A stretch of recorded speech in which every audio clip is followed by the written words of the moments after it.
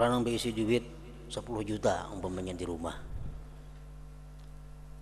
bisa duit 10 juta di rumah, biaya hidupnya umpamanya sebulan 1 juta, 10 bulannya kau bakal bercari, makannya hidupnya kada bakal minta-minta dalam 10 bulan karena ada duit 10 juta cukup untuk makan 10 bulan, kada bakal minta-minta anak bininya untuk urusan makan pakai. Nah orang ini mana abdalnya bercari supaya duitnya lebih pada 10 juta lawan beribadah abdal.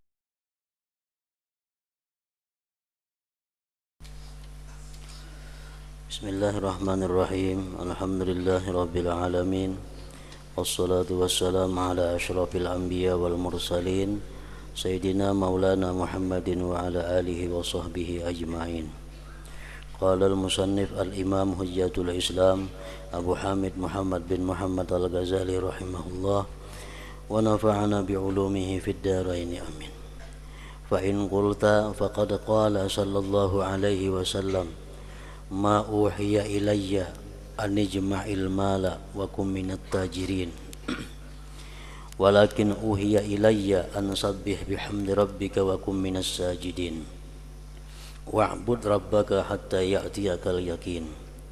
Wa qila li Salman al-Farisi awsina faqala man istata'a minkum ayyamuta hajja aw ghaziya aw amilan li masjidi rabbih falyaf'al wa la yamutanna tajira wa la kha'ina. Al jawab anna wajhal jam'i baina hadhil akhbar tafsilul ahwal. Fanaqul lasna naqul at-tijaratu afdalu mutlaqan min kulli syai' walakinna at-tijarah imma an tatluba bihal kifayah aw sarwata aw ziyadata 'alal kifayah. Fa in talaba minha az-ziyadata 'alal kifayah liistiksaril mal wa iddikharihi la liyasrifa ilal khairat was sadaqat fahiya mazmumah li'annahu iqbalun 'ala ad-dunya allati hubbuha ra'su kulli khati'ah. Fa in kana ma'a dhalika zaliman kha'ina fa huwa zulmun wa fisqun. Wa hadha ma aradahu Salman bi qawlihi la tamut tajiran wa la kha'ina wa arada bit tajir talaba ziyadah. Fa amma idza talaba biha al-kifayata li nafsihi wa auladihi wa kana yaqdiru ala kifayatihim bisu'al fattijaratu ta'affufan anis su'al afdal wa in kana la yahtaju ila su'al wa kana yu'ta min ghairi su'al fal kasbu afdal li'annahu innama yu'ta li'annahu sa'ilun bilisani halihi wa munadin bainan nas bi faqrihi fatta'affufu wasatru awla minal bitalah bal minal istighwal bil ibadatil badaniyah ila akhir.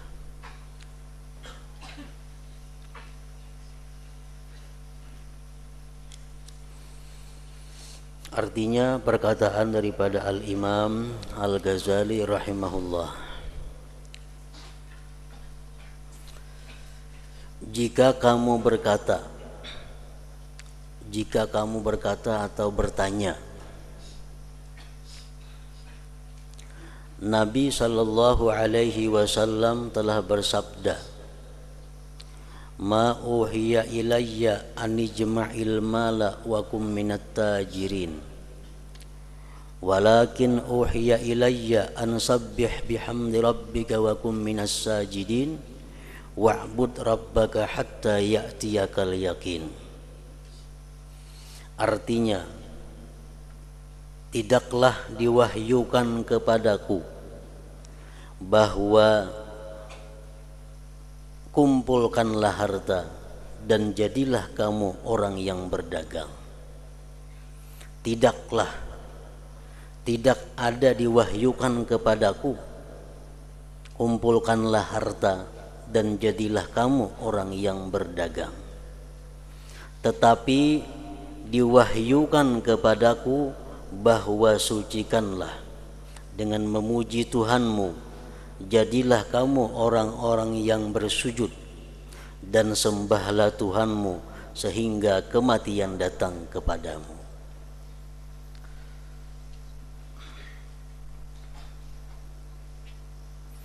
Dan dikatakan kepada Salman Al-Farisi berilah kami wasiat, berilah kami nasihat.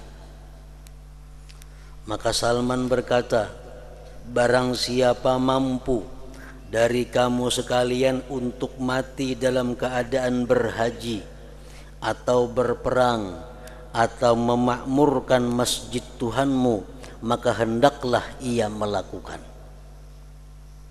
Artinya usahakanlah kamu mati itu dalam keadaan sedang berhaji. Usahakan kalau bisa kamu itu mati dalam perang sabilillah. Usahakanlah kamu itu mati dalam keadaan meramaikan masjid Allah. Dan janganlah ia mati sebagai pedagang. Dan jangan sekali-kali kamu mati dalam keadaan kamu sebagai seorang pedagang. Dan jangan sebagai pengkhianat.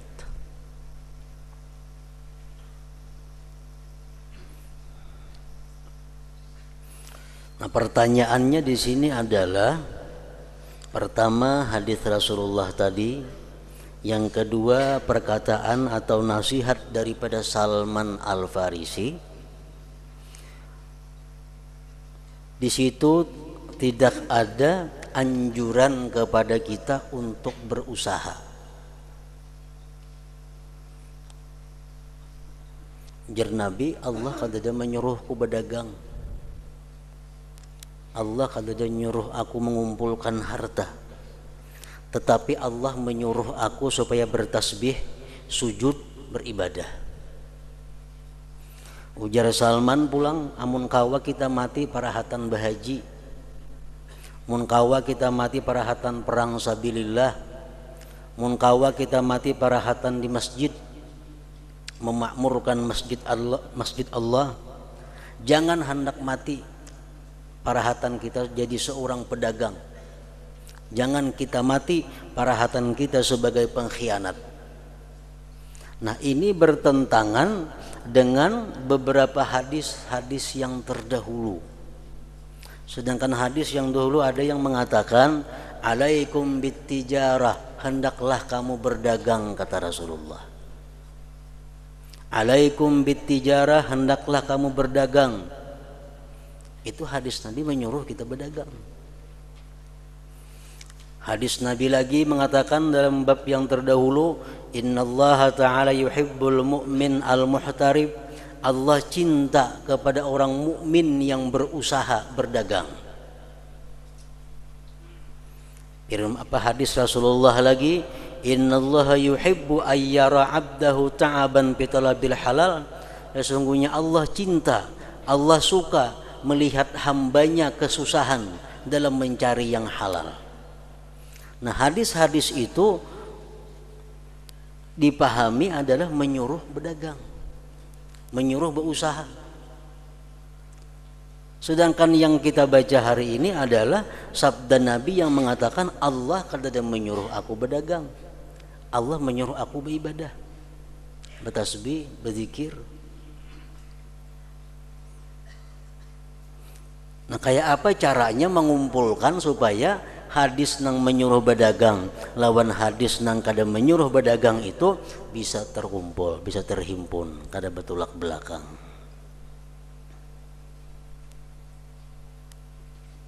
Maka jawabannya adalah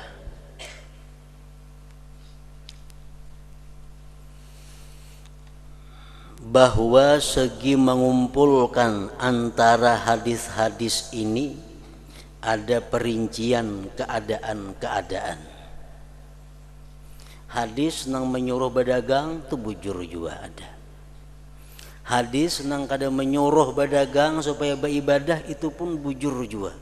Tergantung perincian keadaan-keadaannya. Kami berkata, ujar Imam Ghazali,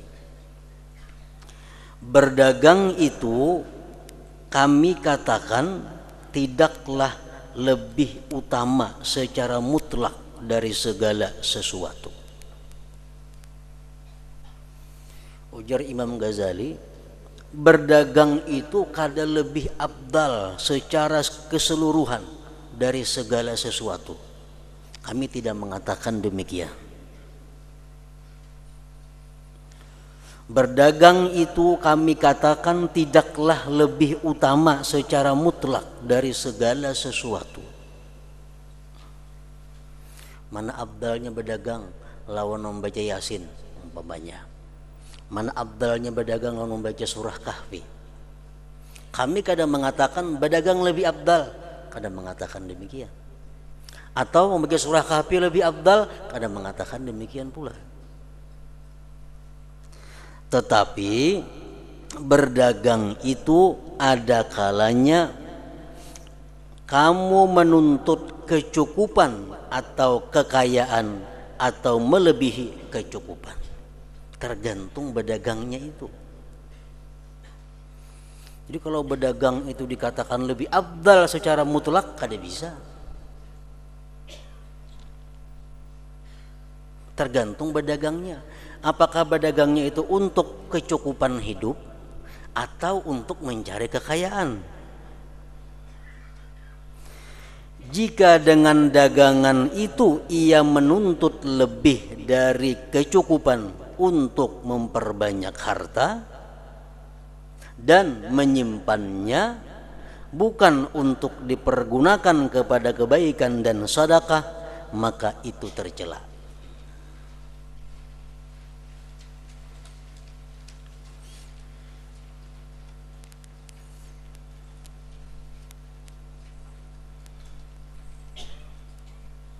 Dilihati keadaannya. Amun aku hari ini membaca Al-Quran 5 juz kawa. Membaca Al-Quran hari ini 5 juz sanggup. Tapi aku untuk memberi makani anak bini minta-minta lawan orang. Kalau aku kada membaca Quran 5 juz hari ini, aku menungkih kayu, ku jual kayunya, kau memberi makani anak bini. Nah, mana abdalnya? Abdal menungkih kayu itu. Abdal menungkih kayu itu. Nah, lain halnya kalau aku membaca Al-Quran hari ini 5 juz, aku kada kau berdagang. Kalau aku berdagang, kada tak baca Quran.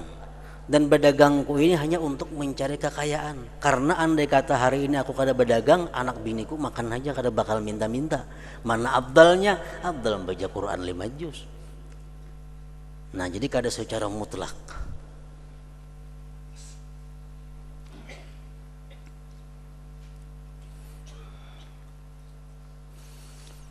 Orang yang berisi duit 10 juta umpamanya di rumah, bisa duit 10 juta di rumah, biaya hidupnya umpamanya sebulan 1 juta, 10 bulannya kau bakal bercari, makannya hidupnya kada bakal minta-minta dalam 10 bulan, karena ada duit 10 juta cukup untuk makan 10 bulan, kada bakal minta-minta anak bininya untuk urusan makan pakai. Nah, orang ini mana abdalnya bercari supaya duitnya lebih pada 10 juta lawan beribadah. Abdal beribadah. Kenapa? Karena kada bakal minta-minta. Lain halnya kada berisi duit sama sekali. Mun hari ini aku kada berusaha mengaji aja, tapasakeun aku kamarian minta-minta memberi makan anak buah. Nah, ini baik berusaha, kada usah mengaji.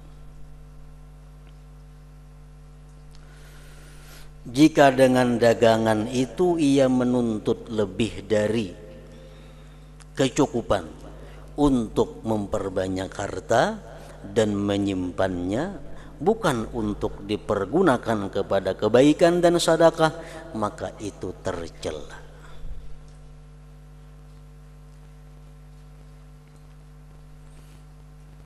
Dipergunakan untuk kepada kebaikan, contohnya aku berusaha mengumpulkan duit hendak naik haji. Nah, itu kebaikan ngarannya. Aku berusaha mengumpulkan duit hendak umrah. Itu kebaikan ngarannya. Amun berusaha mengumpulkan duit kada ada tujuan arahnya saganang apa, duit dikumpulkan itu, nah ini yang disebut maka itu tercela tadi. Hari ini nih ke pasar, pajang payu dagangan, pajang behujung, kada ada niat di hati sagenang apa kadang hujungannya itu digunakan kada ada niatnya kadang kumpulkan duitnya kalau buat dalam lemari kada ada tujuan sagenang apa duitnya itu. Nah ini nang tercela, maka itu tercela. Jadi kalau sudah mulai bisukan kita turun ke pasar itu kita sudah punya niat nang baik, nah berdagang kita pun sabilillah, dagangnya dagang sabilillah. Hari ini aku ke pasar, bila payu ujungannya aku simpan. Segenang apa disimpan? Kalau kena ada perlu orang nak berhutang kah, ada orang kematian kada berduit kah, orang beranak kada berduit kah, kalau kena aku hutangi, nah dagangnya fisabilillah. Dagangnya fisabilillah. Kenapa? Karena mulai besokannya berdagang, niatnya sudah baik.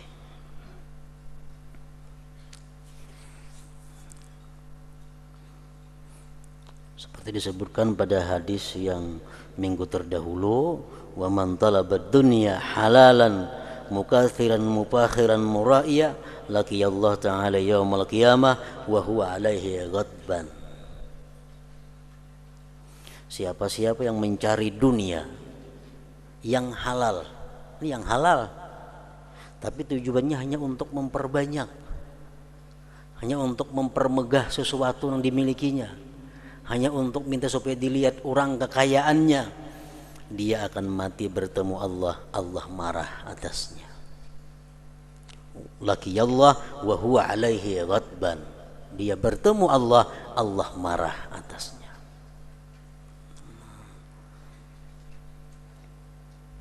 Jadi lain orang berdagang nang antara berdagang punya niat nang bagus lawan berdagang nang kada ada niatnya.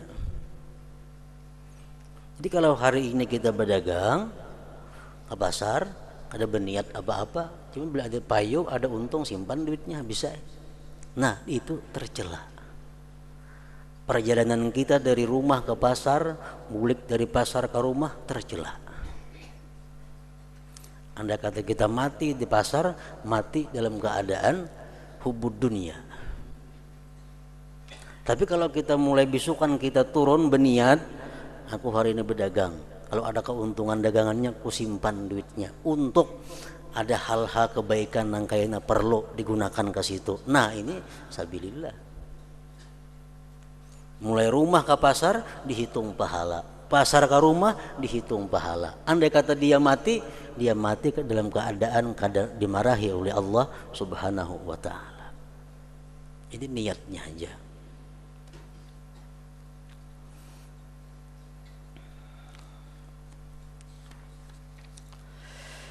Karena ia menghadap kepada dunia.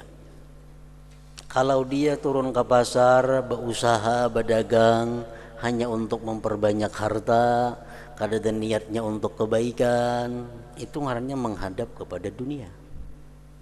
Yang mencintainya dunia itu merupakan pangkal seluruh kesalahan, ibu dari segala dosa, ra'su kulli khati'ah, induk segala kejahatan. Itu nang halal, dagangannya halal, modalnya halal, jual belinya sah. Amun nang kada sah, kada halal, maginnya lagi. Jika bersama itu ia seorang yang zalim, jual belinya kada biris, membunguli orang pulang, lagi khianat, maka itu kezaliman dan kefasikan. Kira-kira jarang orang berusaha untuk hanya sekadar memberi makan anak bininya, itu jarang. Aku hari ini ke pasar berdagang atau mencari kayu atau berusaha apa, nang hasilnya itu untuk memberi makan anak bini. Kalau aku kada berusaha hari ini, anak biniku kada kau makan, aku minta-minta hari ini. Jarang ada macam itu mungkin manusia, karena pasti ada bisi duit tabungan sekian ribu duitnya ada. Nah jadi setiap kali turun untuk berusaha, anaknya diniatkan, duitnya disimpan, persediaan kalau ada untuk hal-hal kebaikan yang mendesak, ada duit yang dikeluarkan. Nah kayak itu maka niatnya berusaha.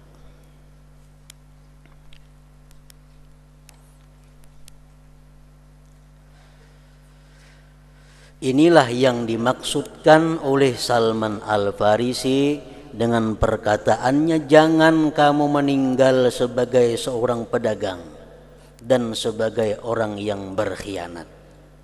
Jangan kamu mati sebagai pedagang. Maksudnya apa? Kita mati sebagai seorang pedagang nang kada dia punya niat apa-apa. Dapat keuntungan, kumpul masukkan di bank, apa masukkan keuntungannya. Nah, kumpul masukkan ke bank, masukkan ke bank. Segenang apa? Ada tahu juga lagi segenang apa-apa. Kada ada niatnya. Nah, itu maksudnya jangan kamu meninggal dunia sebagai pedagang dan sebagai orang yang berkhianat. Amun pedagangnya jelas, berkhianat ngarannya. Ia maksudkan dengan pedagang adalah orang yang menuntut tambahan. Imam Ghazali mengatakan bahwa ujar Sidin, su'ul khatimah itu terbagi dua. Setiap hari, setiap malam kita berlindung kepada Allah daripada mati dalam keadaan su'ul khatimah. Su'ul khatimah itu terbagi dua. Ada su'ul khatimah yang bukan kehilangan iman. Contohnya kayak apa? Orang yang mati dalam keadaan masih sayang, masih mencintai dunia. Itu pun disebutkan su'ul khatimah termasuk.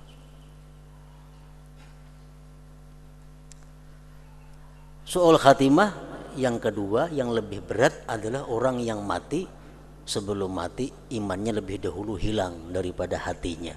Itu lebih berat lagi.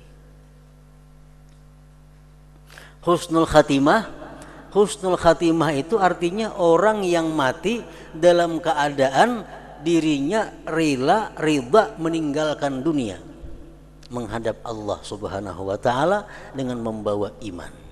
Itu husnul khatimah.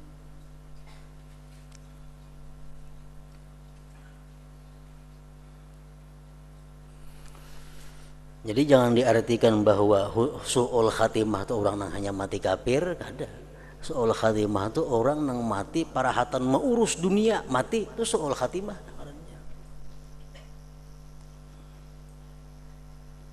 Orang parahatan mengurus dunia, niatnya niat dunia, mati sudah su'ul khatimah.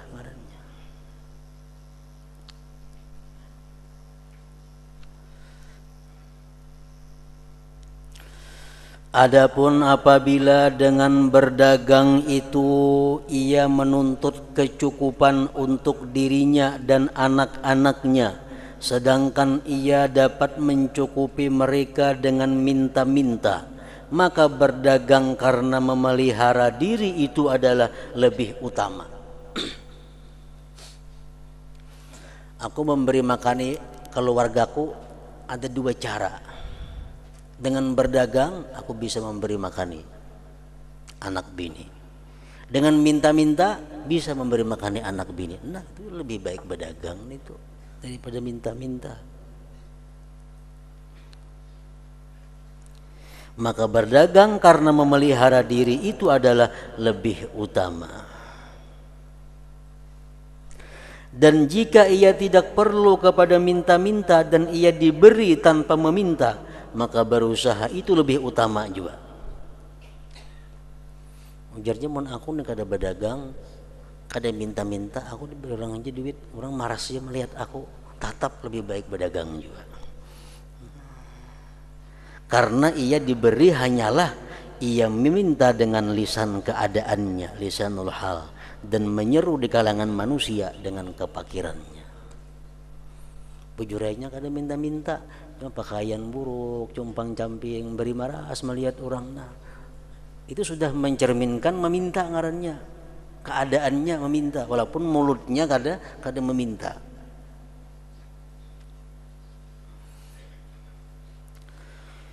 menjaga diri dan menutupi diri itu lebih utama daripada menganggur,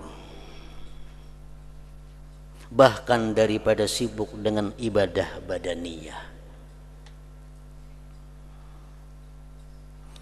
Meninggalkan usaha itu lebih utama bagi 4 orang, yaitu meninggalkan usaha itu lebih utama bagi 4 orang. Nah, 4 orang ini lebih baik ada usaha. Cuma jangan minta-minta.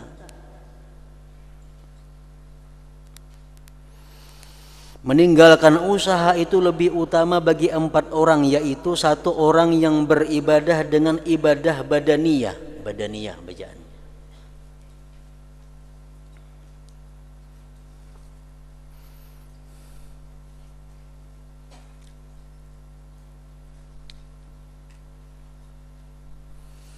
Ibadah waktunya siang hari habis digunakan untuk mengamalkan wirid-wiridnya.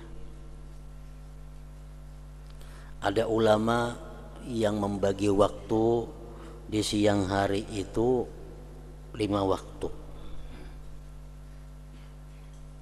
Nah, 5 waktu di siang hari ini sudah full digunakannya untuk ibadah, sehingga ini kada kau lagi untuk berdagang. Waktu pertama antara terbit fajar sampai terbit matahari. Terbit fajar sampai terbit matahari. Situ sibuk. Ada kau menure. Terbit fajar sampai terbit matahari. Sembahyang sunat subuh, membaca wirid-wirid. Sunat apa? Sembahyang subuh berjamaah. Karena yang subuh duduk di masjid beribadah sampai terbit matahari. Terbit matahari sembahyang isyraq 2 rakaat. Nah, sebebakan sudah habis. Jam 6 seperapat hari sudah tuh. Waktu yang kedua, ma baina tulu'is syamsi ila dhahwatin nahar, mulai terbit matahari sampai pukul 10 kira-kira. Mulai jam 6 seperapat sampai pukul 10. Di sini sibuk membersihkan dirinya, mandi-mandi, bertatapas segala macam. Habis itu sembahyang duha, baca zikir, baca wirid sampai jam 10. Yang ketiga, dari jam 10 sampai zuhur digunakannya waktu untuk menuntut ilmu, belajar ilmu, mutalaah ilmu, mudzakarah ilmu dari jam 10 sampai zuhur. Nah, kemudian waktu yang keempat antara zuhur sampai asar.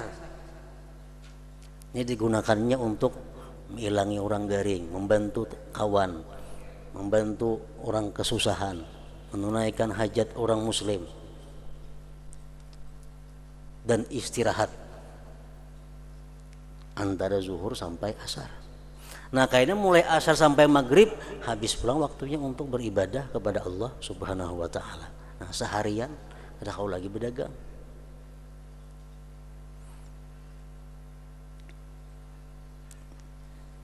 Meninggalkan usaha itu lebih utama bagi 4 orang, yaitu orang yang beribadah dengan ibadah badaniyah.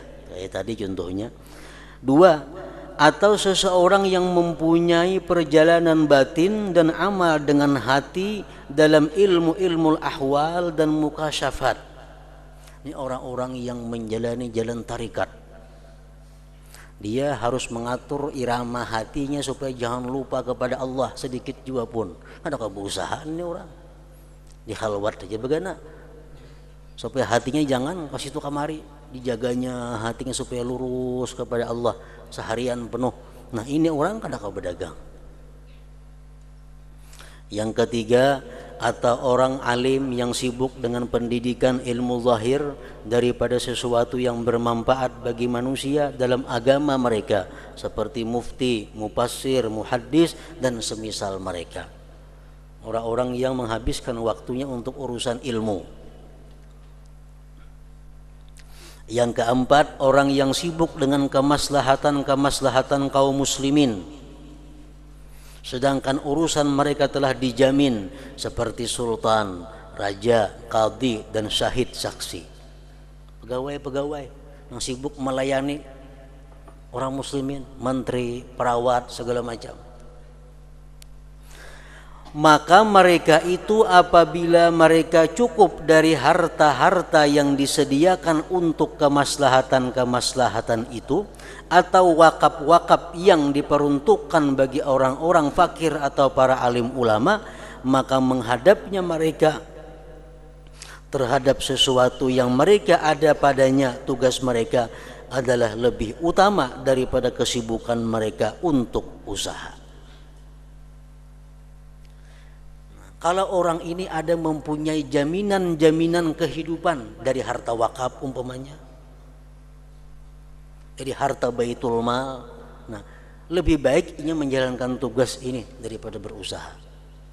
Umpamanya di kampung kita ini ada bisi kabun nang diwakapakan orang.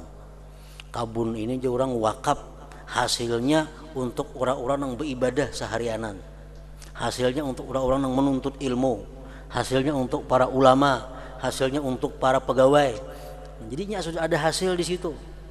Nah, bagi mereka yang macam itu ada penghasilannya, baik ada usaha berusaha, lebih baik dia menjalankan tugasnya seperti yang tadi, baik sebagai ahli ibadah, baik sebagai ahli ilmu, baik sebagai ahli dalam hal suluk, baik dalam hal kemaslahatan umat yang lainnya.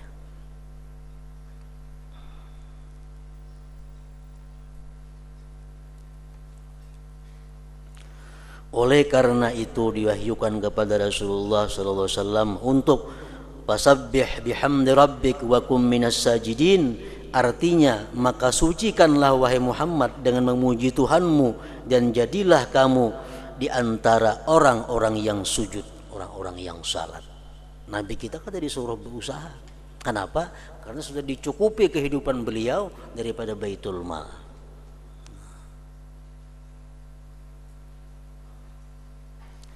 Dan tidak diwahyukan kepada beliau Rasulullah, jadilah kamu dari golongan pedagang, kada diwahyukan seperti itu.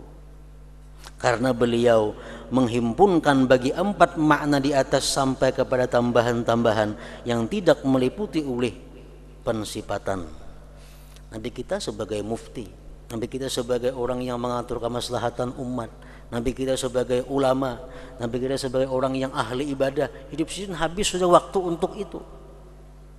Jadi lebih baik sidin, kehidupan sidin dibiayai oleh baitul mal daripada sidin berusaha sehingga kada kau menjalankan tugas-tugas seperti tadi.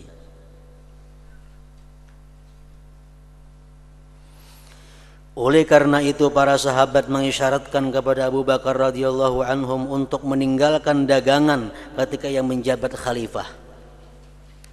Abu Bakar begitu diangkat jadi khalifah disuruh ampi berdagang. Karena hal itu menyibukkannya dari kemaslahatan-kemaslahatan. Dan beliau Abu Bakar kecukupannya dari harta yang disediakan untuk kemaslahatan-kemaslahatan. Dan ia melihat hal itu adalah lebih utama. Kemudian ketika ia mau meninggal dunia, ia berwasiat untuk mengembalikannya ke Baitul Mal, tetapi ia pada permulaannya memandangnya lebih utama.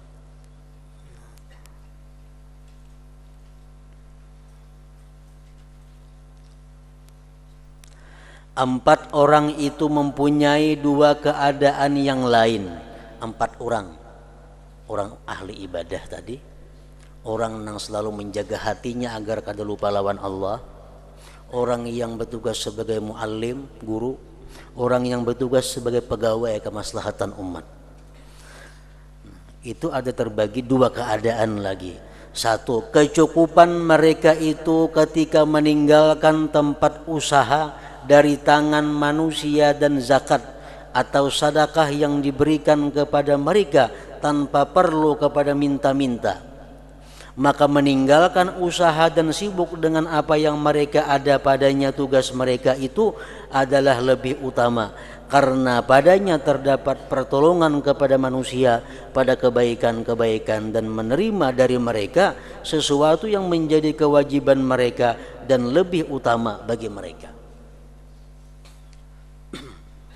Umpamanya nang 4 golongan manusia nih, orang yang beribadah melulu, orang yang menjaga hatinya jangan lupa kepada Allah, orang yang bertugas sebagai guru, mufti dan seumpamanya, orang yang bertugas sebagai pegawai. Nah, 4 golongan ini kebutuhan hidupnya sudah dicukupi oleh kumpulan harta zakat dan sedekah kaum muslimin. Mana baiknya? Apakah ingin meneruskan tugas ini tapi makan daripada zakat dan sedekah kaum muslimin, atau ingin berusaha ampih jadi petugas itu?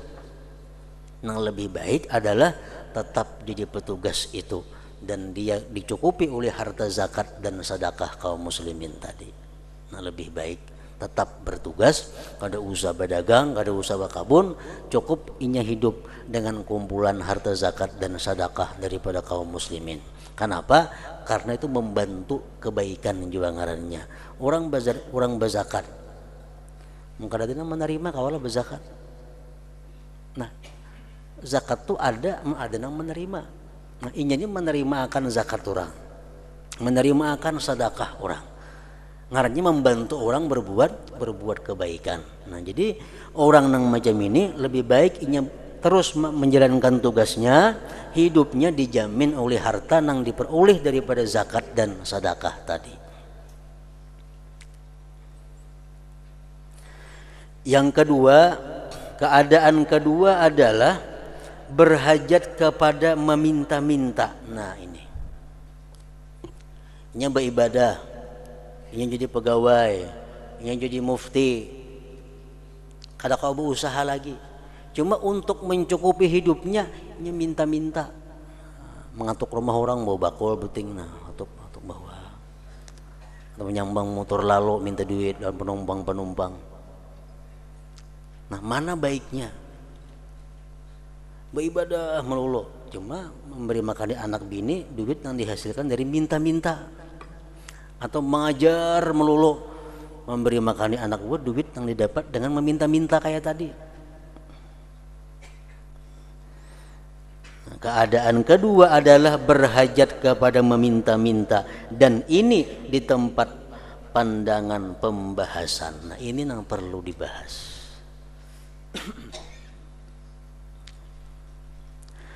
Keberatan yang telah kami riwayatkan dalam minta-minta dan ketercelaannya adalah menunjukkan secara jelas bahwa menjaga diri dari minta-minta itu lebih utama. Amun aku beribadah hari seharian sanggup, cuma minta-minta, kita malam minta-minta orang. Nah, lebih baik kada usah beribadah seharianan, berusaha asal jangan minta-minta kepada orang.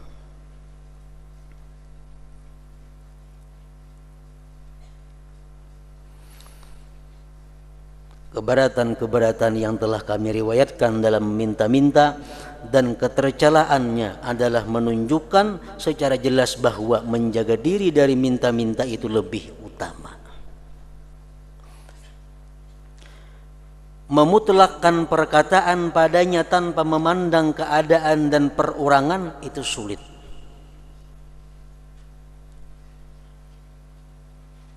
Bahkan hal itu diserahkan kepada ijtihad dan pandangan hamba bagi dirinya, dengan bahwa ia timbang kehinaan dan hancurnya harga diri yang ditemui dalam meminta-minta dan memerlukan kepada memberatkan orang lain dan desakan yang dicapai daripada kesibukannya dengan ilmu dan amal dari faedah bagi dirinya dan orang lain. Nah, jadi ada juga pertimbangannya, kalau aku beribadah seharian, aku minta-minta makan orang untuk makan. Untuk orang tertentu ada yang kada baik macam itu. Lebih baik yang berusaha jangan minta-minta. Tapi untuk orang yang tertentu sebagiannya lagi baiknya beribadah seharian biar minta-minta. Tergantung keadaannya. Nah, kada rata tiap orang artinya. Banyak orang yang banyak faedahnya bagi makhluk, sedangkan faedahnya itu dalam kesibukannya dengan ilmu atau amal, dan mudah atasnya dalam meminta untuk menghasilkan kecukupan dengan sedikit-sedikit sindiran. Ada manusia yang sangat berguna bagi manusia.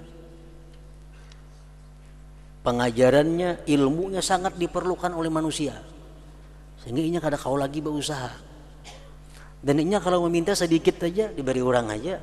Nah, macam ini lebih baiknya terus menyebarkan ilmunya biar minta nang sedikit itu. Karena lebih banyak manfaatnya bagi manusia. Dan kadang-kadang dengan sebaliknya. Dan kadang-kadang apa yang dituntut dan apa yang ditakuti itu berlawanan. Maka semestinya seorang murid, orang yang berkemauan menempuh jalan akhirat, itu minta fatwa kepada hatinya sendiri. Meskipun para mufti memberi fatwa. Karena fatwa-fatwa itu tidak meliputi dengan rincian-rincian rupa dan ahwal, keadaan-keadaan yang halus. Jadi kesimpulannya tak gunakan lawan hati seorang. Munaku terus mengajar lawan ilmu, siang malam mengajar, anda kau lagi berusaha. Cuma aku minta-minta lawan orang, mana menguntungkannya, mana manfaatnya, mana mudaratnya. Kalau kita anggap mudaratnya sedikit, manfaatnya banyak, jalankan. Tanyakan kepada, minta fatwa kepada hati kita seorang. Di kalangan orang salaf, orang dahulu, ada orang yang mempunyai 360 kawan sadik, di mana ia singgah pada masing-masing dari mereka itu semalam. Di antara mereka ada yang mempunyai 30 kawan. Ada orang bisi kawan 360. Jadi hari ini 4 makan di rumah sini, esok kena makan di rumah situ. Setahun tak keliling tuh. Kan kada terlalu berat juga itu. Sekali sehari 4 makan. Tapi nya kau pol beribadah. Nyimbah makan situ, boleh ke masjid beribadah. Esok kena ke sebuah rumah pulang makan. Nah, berdiri sampai 360 buah. Nah, orang rumah dimintai sekali makan itu kada keberatan. Apalagi minta makan orangnya ahli ibadah. Kada ada keberatannya kalau tuh. Nah, bagi orang macam ini bagus saja ada di cara itu.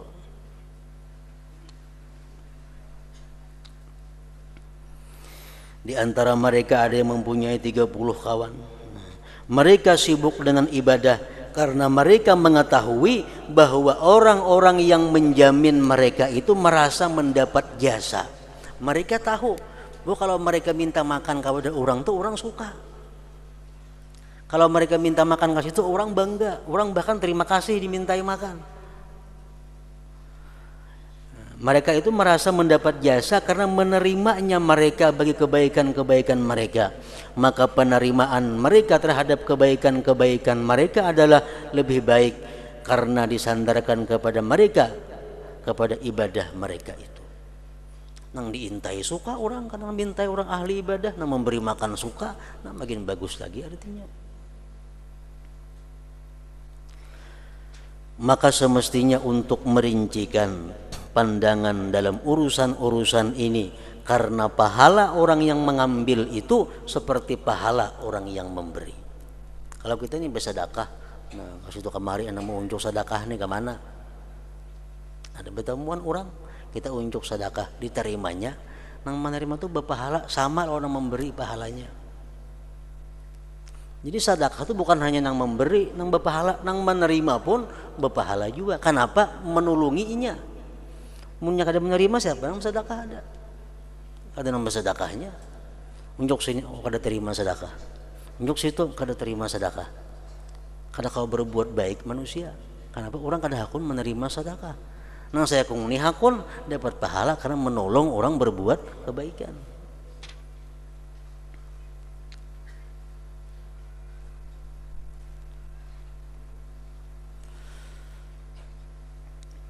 Maka semestinya untuk merincikan pandangan dalam urusan-urusan ini, karena pahala orang yang mengambil itu seperti pahala orang yang memberi.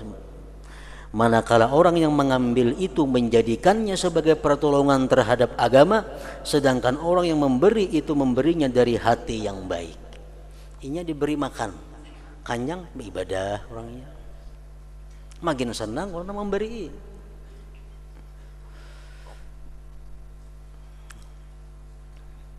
Barang siapa melihat pengertian-pengertian ini,